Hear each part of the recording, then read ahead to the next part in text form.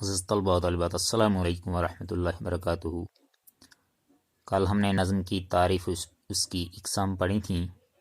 آج یہ ہمارے سامنے 10ویں جماعت کے نصاب میں شامل نظم مفلسی ہے۔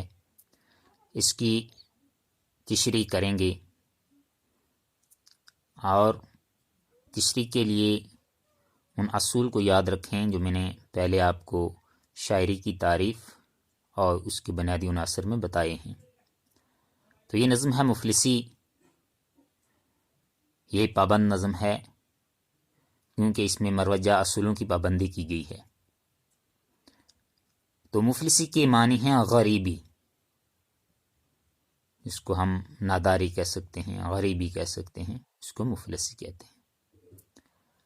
تو اس کا پہلا بند دیکھیے، جب آدمی کے حال پہ آتی ہے مفلسی، جب آدمی کے حال پہ آتی ہے مفلسی، کس کس طرح سے اس کو ستاتی ہے مفلسی۔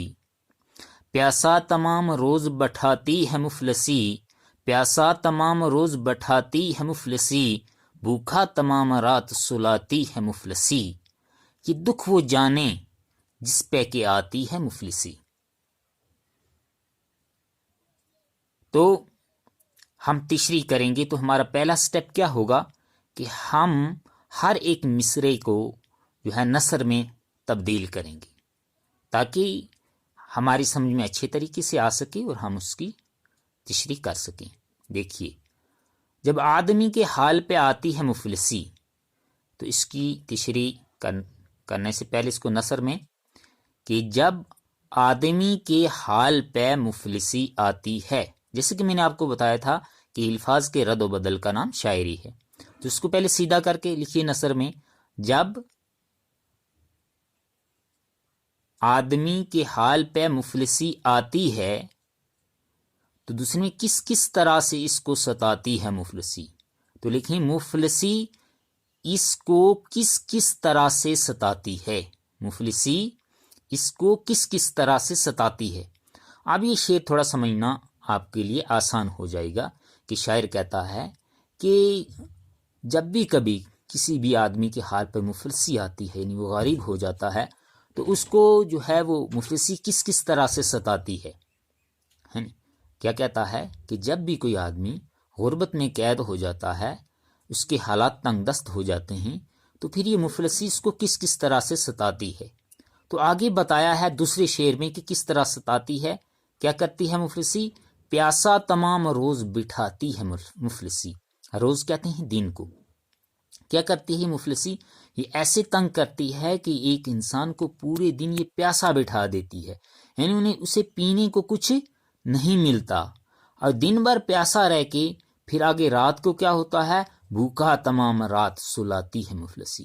اور رات کو ایک مفلس آدمی کو جو ہے وہ بھوک کے اندر گزارنی پڑتی ہے یعنی دن کو، دن کی گرمی ہو یا جیسے حالات ہوں، اس کے پینے کے لیے کچھ میسر نہیں ہوتا ہے ایک غریب آدمی کو۔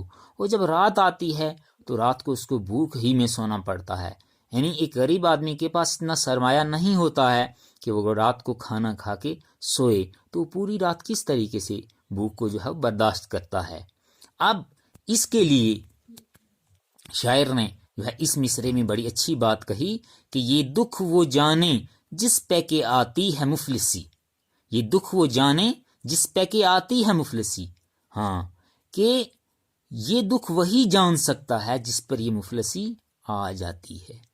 یہ مفلسی جس کے حال پر آتی ہے وہی اس کے دکھ کو جان سکتا ہے، اس کے دکھ کو پہچان سکتا ہے۔ یعنی کہ جیسے ہم کہتے ہیں کہ کسی آدمی کو غم ہے، تو جو غم جس کو ہے، جس وجہ سے ہے، تو وہی جانتا ہے اس کی اصلی کیفیت۔ تو ایسے غربت کا احساس بھی باقی امیر آدمی کو پورے طریقے سے نہیں ہو سکتا ہے، بلکہ اسی کو غربت کا احساس ہو سکتا ہے کہ جو اس غربت کے بیچ میں گرفتار ہو۔ آپ اس بند کو اچھے طریقے سے سن لیجئے، کیونکہ نیٹ ورک ویک ہے، تو شارٹ ویڈیوز میں آپ کو سینڈ کرتا رہوں گا۔ اللہ حافظ۔